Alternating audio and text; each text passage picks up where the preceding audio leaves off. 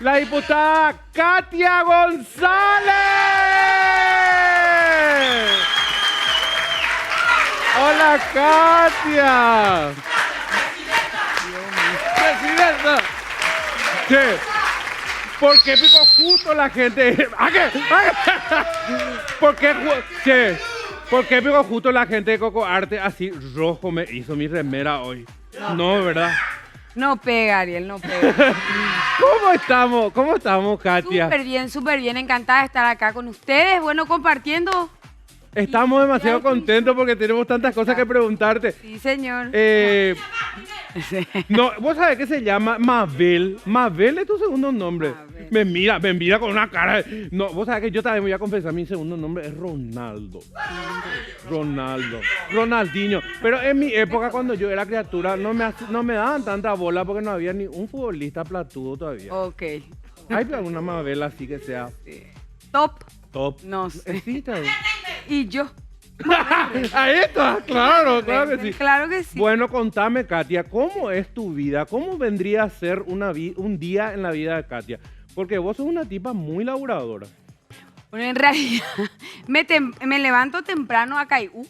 Sí. Shemena y Kere. Sí, porque no seré feliz, pero tengo marido. ¡Ah! Aunque no parezca. Aunque la gente cree que yo no puedo tener marido, la gente no vos sos casado, así, ¿verdad?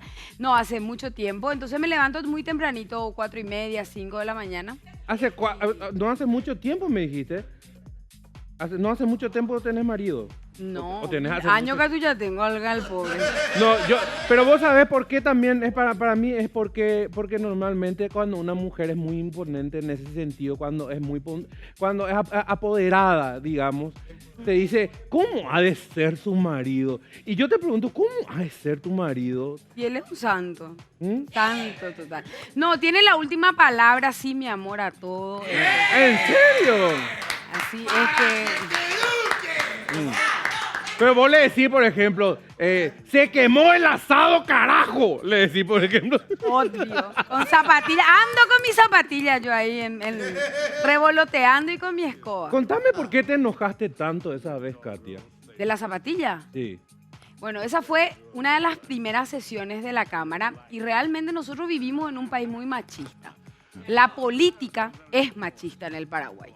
Y eso hizo a que empezaran a querer pasar encima realmente de todo lo que significa nuestra voz dentro de la Cámara de Diputados. Y yo estaba inscripta para participar de un estadio, se le dice, de una parte de la sesión que se llama Oradores, en donde cada uno habla de lo que quiera hablar. Claro. ¿Verdad? Esa es la parte de oradores. Entonces algunos hablan de las cuestiones que le interesan en su ciudad, etcétera, etcétera. Y me escribí yo en oradores, ¿verdad? Toda lady, cuando eso todavía. Entonces me escribo y de repente, cuando le pregunto al secretario en qué número yo estaba, me dice, usted está inscrita a primera diputada. Y empieza la sesión y le dan, yo no me acuerdo si era a Manuel Trinidad o a Carlos Portillo la palabra. Gran personaje Y también. ahí le dije, esto están locos. O sea que cómo puede ser que llegue hasta ese punto la prepotencia, cuando eso el presidente era Miguel Cuevas, ¿verdad? El famoso Mingao. Bueno, sí, y entonces, bueno, me pasaron por encima y lo que yo hice fue hacer un acto de protesta seria y a partir de ahí nunca más se atrevieron a cambiar el orden. Y ahí voló el zapatillazo. Nunca más. Entonces fue, repito, ¿verdad? En un país muy machista, en un país en donde somos nada más que el 9% de la Cámara de Diputados, la gran mayoría son hombres, el 8% en la Cámara de Senadores, tenemos una representación súper residual las mujeres. Sí. Y además de eso, creen que ya es suficiente luego con que estés sentada ahí, entonces no pretendas hablar. Más o menos ese fue el mensaje. Y bueno, nosotros desestructuramos porque si me voy a ir ahí a sentar y si ellos quieren que me pinte las uñas y que solamente escuche modositamente y que levante la mano para decir amén a todo lo que ellos dicen, están muy equivocados. Muy bien. Pero... Que salgan ellos del Parlamento, que te quedes sola. ¿Qué ¿Qué cosas, por ejemplo, te sacan? Debe haber cosas que te sacan de quicio, muchísimas cosas, porque, o sea, convengámoslo, que las mujeres son así, tienen un carácter muy especial. A mí no me cabe ninguna duda que dominan al mundo actualmente, están tan empoderadas que dominan al mundo, gracias a Dios, ¿verdad? Porque Girl Power por siempre, ¿verdad? Pero no sé, bueno, no digo por mí, ¿verdad? Pero te digo, ¿qué cosas te sacan de quicio? Y muchas cosas, en realidad las injusticias, los atropellos, la desvergüenza, la falta de empatía, de solidaridad en un país que necesita compromiso de sus autoridades y nosotros estamos en cualquier viroreí menos en lo que realmente debería importar. Estamos en un puesto muy importante, aunque no parezca, Sí. decidimos nada más y nada menos que las leyes que van a afectar a 7 millones de paraguayos. Sí, total. Decidimos nada más y nada menos cómo vamos a gastar el presupuesto que ingresa a esta caja común que se llama Estado, que es producto justamente del sacrificio de cada uno de nosotros. Cada vez que vos te vas a comprar una leche en un almacén, vos pagás el 10% de IVA, que va a esta casa grande y que después el Congreso decide cómo gastar. Imagínense que si no nos va a indignar que en lugar de direccionar eso a los sectores más vulnerables, a salud, educación, infraestructura, etcétera, nosotros decidamos contratar secretarias VIP a nuestros parientes y llenar, digamos, el aparato estatal de acuerdo a mi bolsillo y a mis necesidades en lugar de hacerlo. De ahí la importancia de la política. Es por eso que es importante en cada espacio hacer pedagogía. La gente dice, a mí no me importa la política, no me importa, yo no me voy a votar. Y casi orgullosos cuentan eso. Entonces hay que empezar a ir un poco a un análisis más profundo, porque al no importarte la política, le estás dejando la cancha libre para que un grupo muy reducido de personas decida dónde vas a estudiar, cómo vas a estudiar, cómo va a ser la salud de tu país.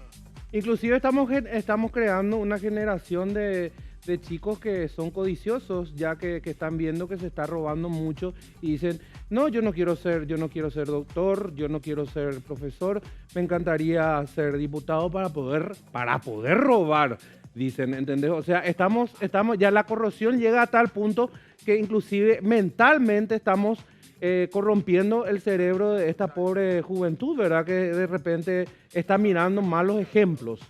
Sí, la corrupción es una plaga insidiosa que socava los cimientos de la democracia y destruye los derechos humanos más básicos del ser humano.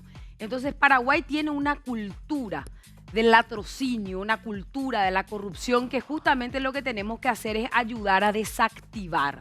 Y esto nos viene de una herencia ancestral, por eso estamos haciendo una serie de charlas que le invito a los que nos están viendo todos los viernes en la Cámara de Diputados, hablando un poco de la corrupción en general. Porque para conocer al enemigo y poder combatirlo, hay que empezar a desgranar de dónde lo que nos viene esa mentalidad que robe, pero que no robe tanto.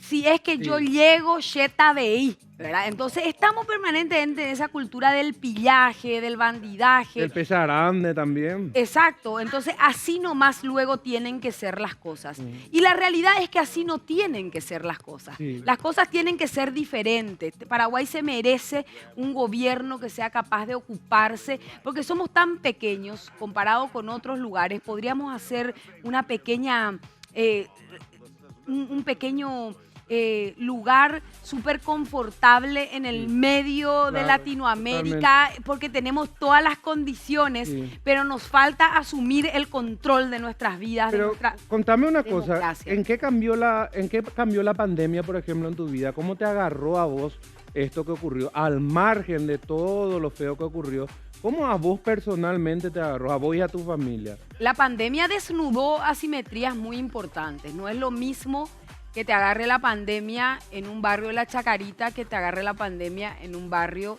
como en un barrio residencial o acá sobre Santa Teresa, ¿verdad? Nosotros tenemos una condición, digamos, que nos permite pasar relativamente bien todo lo que significó estas privaciones.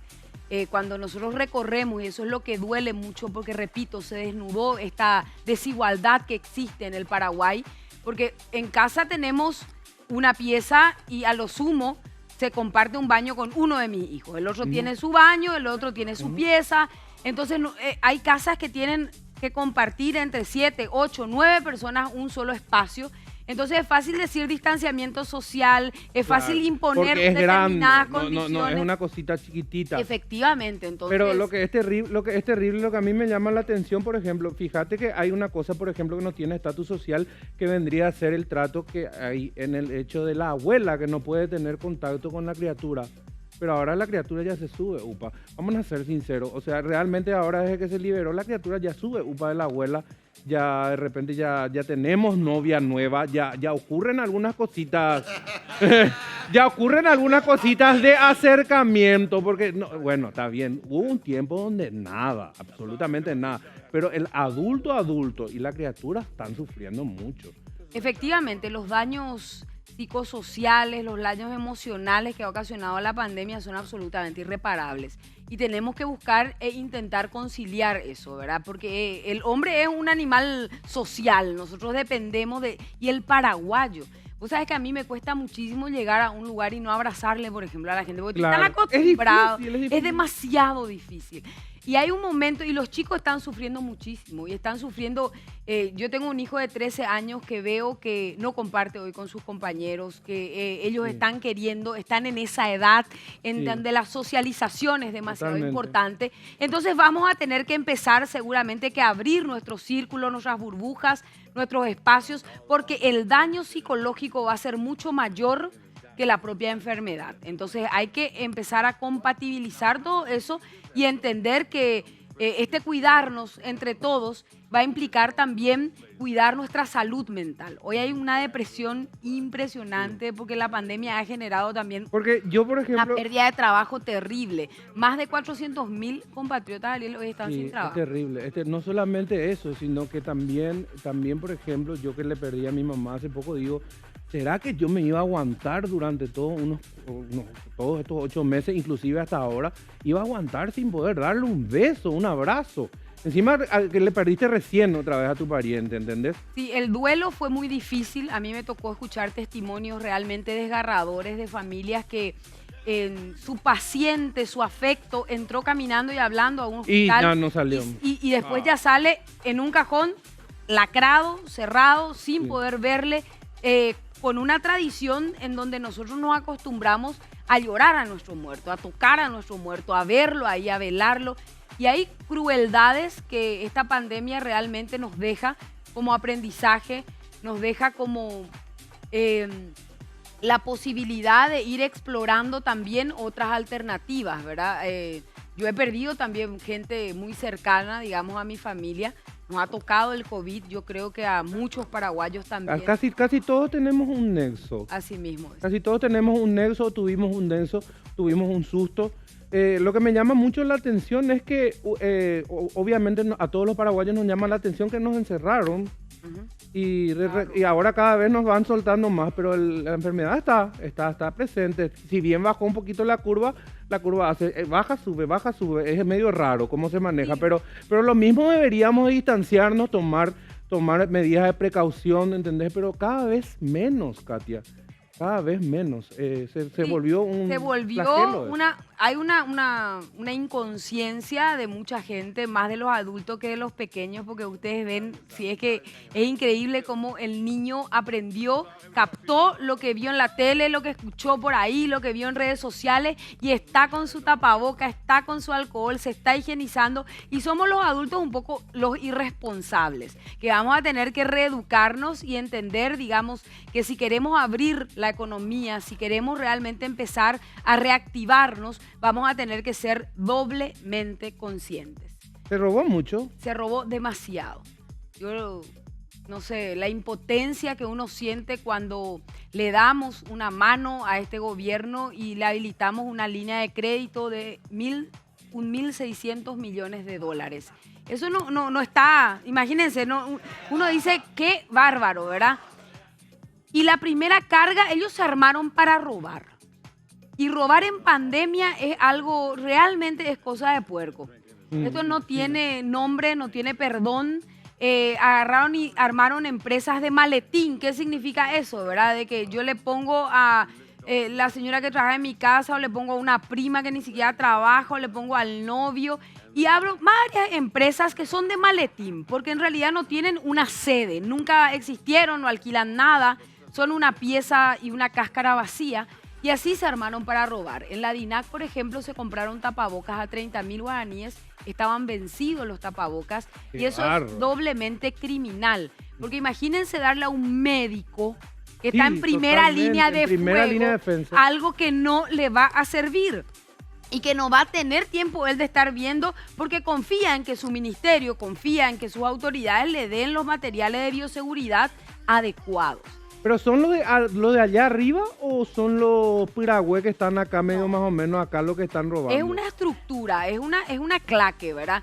Y en esa claque se combinan todos, desde el estibador hasta el ministro y hasta el presidente de la República, que repito, armó todo esto junto con una, no sé, con sus amiguis. Entonces ahí, y ninguno de ellos hoy está preso. Eso es lo grave, la impunidad. O sea, que nos deja ese sabor amargo de que a pesar de que fuimos, recuerdo yo, a recibir inclusive los aviones que venían de China, vimos camas de contrabando, vimos que en lugar de los tapabocas N95, que son aquellos duros de protección, se compraban esos chinos que están en 1.500 guaraníes, ¿verdad? Totalmente. Entonces son situaciones muy... Entraron más de 150 camas de contrabando. Al final ellos metieron esas camas para después seguramente revenderlas en una licitación. Les pillamos nomás. Les pillamos a tiempo.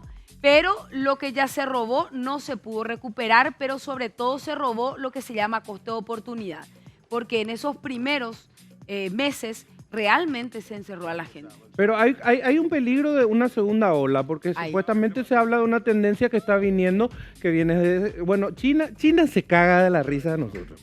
China no está ni ahí, ¿verdad? Pero hay una segunda ola que está ocurriendo en Europa que supuestamente la tendencia dice que va a llegar hasta acá, ¿entendés? Porque es así, regla de tres simple.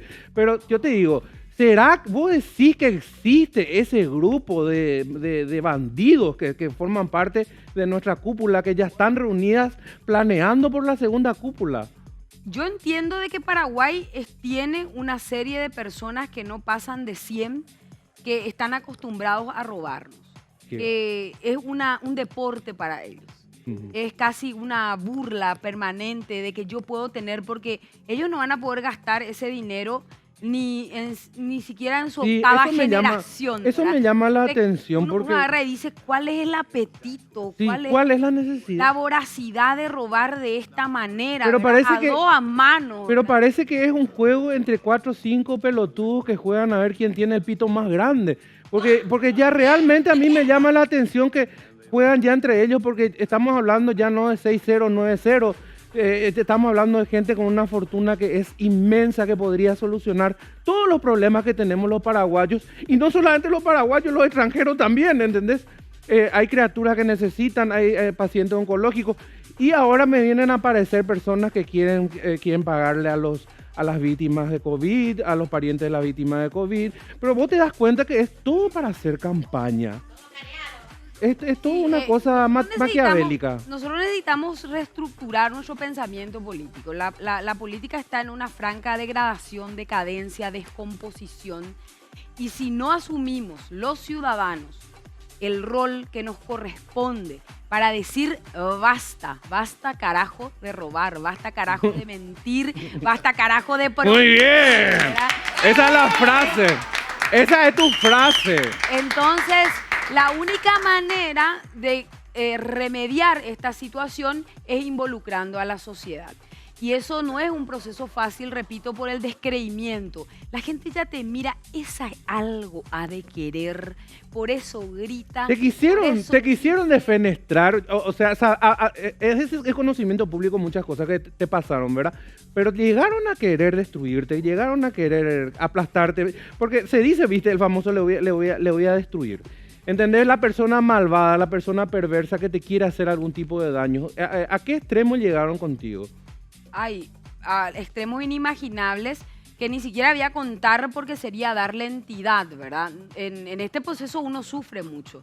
La política, de hecho, que cuando hace a peligrar los intereses de determinados sectores, ellos reaccionan. Esto es como los anticuerpos. A la pucha, esta me está molestando demasiado. Entonces yo ahí me pongo en campaña para intentar. Y me han hecho daño a nivel personal, a nivel familiar, a nivel de pincharte una rueda, rayarte un auto, amedrentarte, ir a tu casa. O sea, que cositas como esas, ¿verdad? Que uno va superando y lo supera por la convicción. Porque yo creo que un Paraguay diferente es posible para los paraguayos. Un aplauso para Katia, por favor. Es una luz. Bueno, la pregunta del millón es, ¿vas a ser o no nuestra presidenta de la República? Ya, tu paz. ¡Lo queremos! ¡Lo queremos! Sí, mira, ya le da contra. Los nuestros reidores saben que son ellos no le vayas a hacer caso porque son esos que venden sus cédulas. Ok. No le hagas caso a ellos. Son puerquesas, son. Pero Katia, decime. Yo creo que no hay que poner la carreta delante de los bueyes. Eso significa que hablar de candidaturas antes de hablar de planes, proyectos, programas es inoportuno. Es por eso que yo traje hoy para el programa, ustedes van a ver cómo sortean regalos. Buenísimo. Un aplauso, Acá. señores. Acá está, cartas amarito o la sordera del Estado burocrático. De esto hay que empezar a hablar. Acá están las cartas que refieren acerca de que un Paraguay post-pandemia no puede seguir siendo el mismo Paraguay de hoy. Tenemos que hablar de educación, de salud, de economía, de renta básica universal, de cómo recuperar los puestos de trabajo, de cómo proteger a las MIPYMES, esas micro, pequeñas y medianas empresas que le dan vida. Que muchas quebraron. Primero hay que hablar de propuestas. Después hay que hablar de candidaturas. Si uno habla primero de candidaturas y después llega al poder y no sabe para qué llega al poder, va a pasar lo que hoy nos pasó hace 30 años. Y yo para ser títere de nadie, para llegar y ser la misma cagada con distinto olor, y disculpen, digamos, la guasada, prefiero quedarme en la comodidad de mi casa, no renunciar a las cosas que hago. Entonces acá hay que discutir el país que queremos y que soñamos. Una vez que discutamos eso, podemos hablar de quién lidera ese proceso. Bueno, un aplauso, señores. Katia González, una verdadera luz.